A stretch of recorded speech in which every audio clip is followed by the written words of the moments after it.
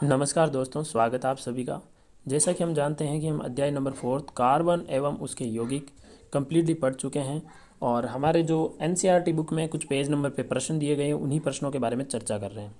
तो यहाँ पर एक प्रश्न नंबर 4 दिया हुआ है कि निम्न यौगिकों की संरचनाएं चित्रित कीजिए। तो यहाँ पर एथेनोइक अम्ल, ब्रोमोपेंटेन और ब्यूटेनॉन और हेक्सेन, ये 4 प्रकार की संरचनाएं जो है ये बनाने का कार्य हमने पिछले वीडियो में सीख लिया था। इसका एक प्रश्न रह गया है, वो है कि क्या ब्रोमोपेंटेन के संरचनात्मक समावेश संभव है। देखिए, समावेयिकता का अर्थ बता देता हूँ आपको। जिसका अणुसूत्र समान, जिसका अणुसूत्र तो समान होता है लेकिन उसकी जो संरचना है वो भिन्न भिन्न होती है। ठीक है, संरचनाएं भिन्न भिन्न होगी तो उसको समावेयी कहेंगे। तो ये कह रहा है कि क्या ब्रोमोपेंटेन के समावेश संभव है। तो ये रहा ब्रोमोपेंटेन। और ब्रोमोपेंटेन कैसे बनाया जाता है, ये देखिए, ये रहा ब्रोमोपेंटेन। 5 कार्बन की एक श्रृंखला होती है, ये 5 कार्बन हो गई। ठीक है, और इसमें कहीं पर भी एक जगह ब्रोमो जोड़ देंगे तो ये बन जाएगा ब्रोमोपेंटेन। ठीक है, तो इसकी समावेयता होती है कि नहीं होती है। तो बिल्कुल इसकी समावेयता होती है। कैसे होती है, देखिए, ये रहा ब्रोमोपेंटेन। इस ब्रोमोपेंटेन में पहली समावेशी संरचना तो ये है कि Br ब्रोमाइड को लास्ट में जोड़ दिया जाए। दूसरा तरीका है कि इसको सेकंड नंबर कार्बन पे जोड़ दिया जाए। और थर्ड तरीका है कि इसको सबसे बीच वाले कार्बन पे जोड़ दिया जाए। तो 3 समावेय ही संभव है, इससे ज़्यादा समावेय इसके संभव नहीं है। ठीक है, तो ये हो गया ब्रोमोपेंटेन के समावेय। लौटते हैं अगले प्रश्न की तरफ। अगला प्रश्न है, वो है निम्न यौगिकों का नामकरण कैसे करेंगे। निम्न यौगिकों का नामकरण कैसे करेंगे। और पहला है CH3CH2Br। देखिए, CH3CH2Br। अब इसका नामकरण कैसे करेंगे। नामकरण करना बहुत आसान है। सबसे पहले जो इसका प्रतिस्थापी है, क्रियात्मक समूह, उसका नाम लिखेंगे। तो इसका नाम है ब्रोमो। ठीक है, और फिर कार्बन की गिनती करेंगे। यहाँ 2 कार्बन है तो एक कार्बन को मैथ बोलते हैं, 2 कार्बन को एथ बोलते हैं, तो एथेन। ठीक है, तो इसका फॉर्मूला हो जाएगा आपके, सेकंड है HC डबल बॉन्ड O और यहाँ एक हाइड्रोजन जुड़ा हो, अर्थात ये इस प्रकार है HCHO। ठीक है, तो हम यहाँ क्या देख रहे हैं कि यहाँ पर एक एल्डिहाइड समूह भी जुड़ा हुआ है। ठीक है, और HCHO यानी कि इसको जो नाम होगा वो एक कार्बन है, इसलिए इसका नाम होगा मैथेनोइक अम्ल। ठीक है, मैथेनोइक अम्ल, इसका नामकरण होगा मैथेनोइक, क्योंकि एक कार्बन को हम मैथेन पढ़ते हैं। जब एक कार्बन को मैथेन पढ़ते हैं तो यहाँ इसका नामकरण हो जाएगा मैथेनोइक अम्ल। ठीक है, चलिए तीसरा आता है। यहाँ पर एक कार्बन की श्रृंखला बनी हुई है। ये देखिए कितने कार्बन है, 1 2 3 4 5 6 कार्बन की है। 6 कार्बन की है तो ये तो फिक्स हो गया कि 6 कार्बन को हेक्स बोलते हैं। लेकिन यहाँ ट्रिपल बॉन्ड भी है, तो ट्रिपल बॉन्ड होता है तब प्लस में आइन लगा देते हैं। ठीक है, तो इसका फॉर्मूला हो जाएगा हेक्स प्लस आइन हेक्साइन। ये देखिएगा, इसका फॉर्मूला जो हो जाएगा, इसका नामकरण जो होगा वो होगा हेक्साइन। तो बहुत आसान से फॉर्मूले थे, कर ली। अगले प्रश्न पे लौटते हैं। ये प्रश्न आपको अपनी नोटबुक में करना है। ये चलिए अगला प्रश्न देखते हैं।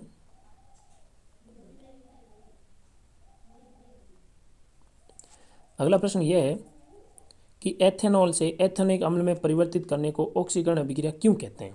देखो, एथेनॉल जो होता है उसको एथेनोइक अम्ल में परिवर्तित करते हैं, हमने ये पढ़ा है। तो इस अभिक्रिया का नाम होता है ऑक्सीकरण। तो इस अभिक्रिया को ऑक्सीकरण अभिक्रिया क्यों कहते हैं, इसका कारण क्या है। तो देखिए क्या होते हैं, जिन पदार्थों में अन्य पदार्थों को ऑक्सीजन देने की क्षमता होती है, ऐसे पदार्थों को ऑक्सीकारक कहा जाता है। मतलब कहने का मतलब, किसी भी पदार्थ का कोई ऑक्सीजन दे देता है और ऑक्सीजन देने से उसके साथ ऑक्सीजन जुड़ जाती है तो हम कहते हैं कि उसका ऑक्सीकरण हो गया। तो ऑक्सीकरण करवाने वाला जो होता है वो होता है ऑक्सीकारक, ऑक्सीकरण कारक। ठीक है, तो निम्नलिखित अभिक्रिया में एल्कोहल को कार्बोक्सिलिक अम्ल में बदला जाता है। तो यहाँ पर अभिक्रिया में हम क्या देख पा रहे हैं, ये रहा CH3CH2OH, CH3CH2OH, ये रहा क्षारीय MnO4 प्लस उष्मा, ये अम्लीय K2Cr2O7 हो गया। ठीक है, तो यहाँ पर इसका हो जाता है ऑक्सीकरण और एक ऑक्सीजन जुड़ जाता है और CH3COH हो जाता है, क्योंकि यहाँ एक ऑक्सीजन था, अब यहाँ 2 ऑक्सीजन है, तो हो गया इसका ऑक्सीकरण। तो यहाँ पर ये ऑक्सीजन देने वाले कौन हैं, ये ऑक्सीजन देते हैं उपरोक्त अभिक्रिया में एल्कलाइन KMnO4 ऑक्सीजन प्रदान करने का कार्य करता है। ये KMnO4 ये ऑक्सीजन देता है, और इस अभिक्रिया में CH3CH2OH ऑक्सीजन से अभिक्रिया करके CH3COOH बना लेता है। एक ऑक्सीजन बढ़ गई ना, इसीलिए इसे ऑक्सीकरण अभिक्रिया कहते हैं। तो यहाँ पर हम साफ साफ देख पा रहे हैं कि एक ऑक्सीजन यहाँ से बढ़ जाता है, इस वजह से इस क्रिया का नाम ऑक्सीकरण अभिक्रिया है। ठीक है, तो ये प्रश्न आपको अपनी नोटबुक में करना है। दूसरा प्रश्न है, ऑक्सीजन तथा एथाइन के मिश्रण का दहन वेल्डिंग के लिए किया जाता है। किसका? ऑक्सीजन का और एथाइन का। क्या आप बता सकते हैं कि एथाइन तथा वायु के मिश्रण का उपयोग क्यों नहीं किया जा सकता? ये कह रहे हैं कि एथाइन के साथ में ऑक्सीजन ही क्यों लेते हैं, वायु क्यों नहीं लेते हैं। और आपकी जानकारी के लिए बता देता हूँ, वायु गैसों का मिश्रण होता है। वायु के अंदर H2 भी होता है, O2 भी होता है, N2 भी होता है, CO2 भी होता है, सारे होते हैं। तो क्यों नहीं प्रयोग करते वायु का? देखिए, ऑक्सीजन तथा एथाइन के मिश्रण में ऑक्सी एसिटिलीन गैस उत्पन्न होती है, जो कि अत्यधिक ताप पर वेल्डिंग करने में सक्षम होती है, परंतु वायु के मिश्रण से कोई गैस उत्पन्न नहीं होती है, इसीलिए इसका मिश्रण उपयोग नहीं किया जाता। तो यहाँ पर ये सबसे बड़ी बात है कि वायु के मिश्रण के अंदर जब ये इतनी सारी गैसें होती हैं तो इनसे ऑक्सी एसिटिलीन नहीं बन पाता, और ऑक्सी एसिटिलीन नहीं बन पाएगा तो वेल्डिंग का कार्य नहीं होगा। तो ऑक्सी एसिटिलीन बनाने के लिए क्या चाहिए? सिर्फ ऑक्सीजन ही चाहिए। तो ये कारण आप लिखोगे कि वेल्डिंग करने के लिए जो मिश्रण पदार्थ काम में लेते हैं वो होता है एक तो ऑक्सीजन और एक एथाइन, इन दोनों का मिश्रण काम में लेते हैं। ठीक है, जब वेल्डिंग करते हैं, गैस वेल्डिंग, आप कभी देखना वहाँ पे आपको दो टंकियाँ मिलेगी, दोनों से दो पाइप आ रहे होंगे, और वो दो पाइप जो होंगे वो वेल्डिंग करने वाले के हाथ में होते हैं।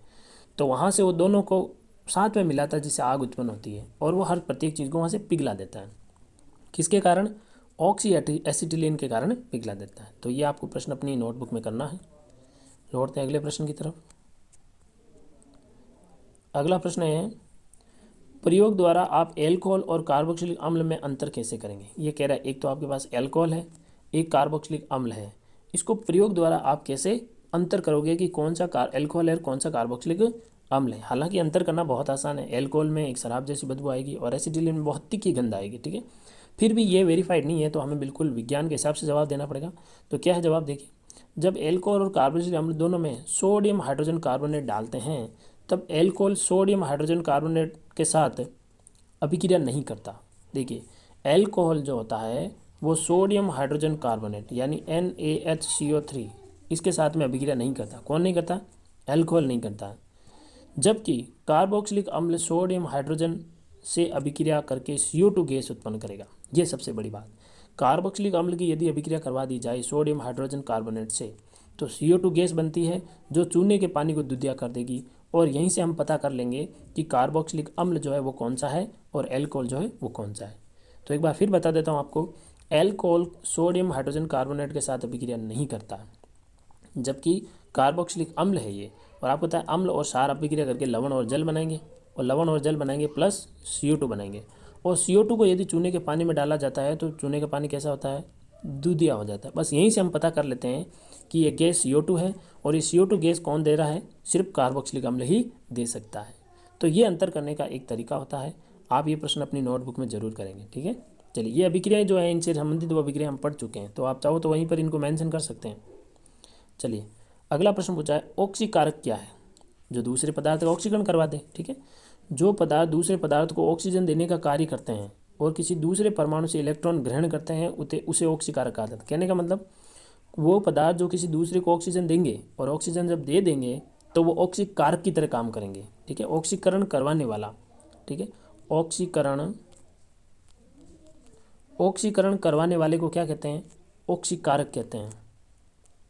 और ऑक्सीकरण कौन करवाता है? जिसमें ऑक्सीजन देने की क्षमता होती है।